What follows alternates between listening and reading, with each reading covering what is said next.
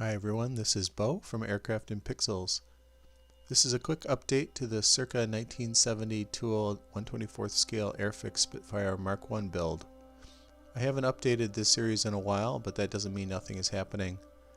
This update will focus on the work I've been doing with the cockpit, specifically the pilot's controls.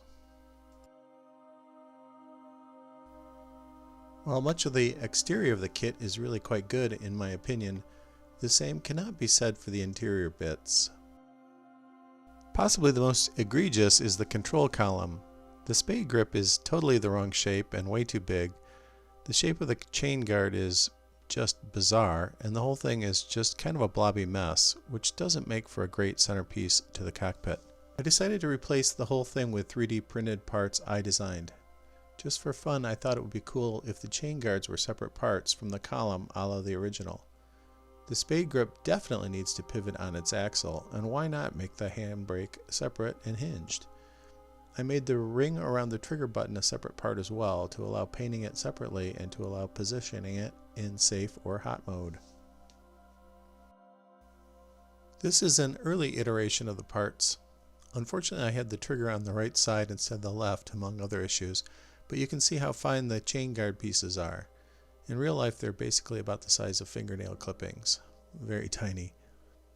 And here's the current part set. Still some tweaking to do, mostly with the handbrake lever, as I'm not happy with the attachment boss for the Bowden cable. And here's what it looks like assembled but unpainted.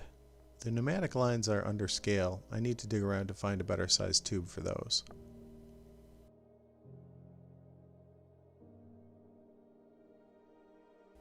Earlier I explored upgrading the rudder pedals, crossbar, etc.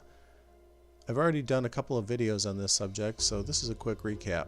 The kit rudder pedals, besides being generally blobby and awful, depict the later two-step style employed after the Battle of Britain.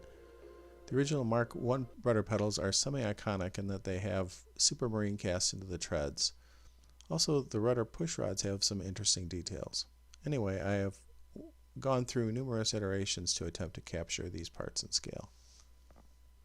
Coming soon, I've got some more third-party items for the 1/24th scale Spitfire Mk I to check out, as well as an update to the best info sources video, so stay tuned for that. Also, I have a more comprehensive overview of how I'm tackling, some would say deconstructing, this kit well in the works. Anyway, thanks for watching and happy modeling.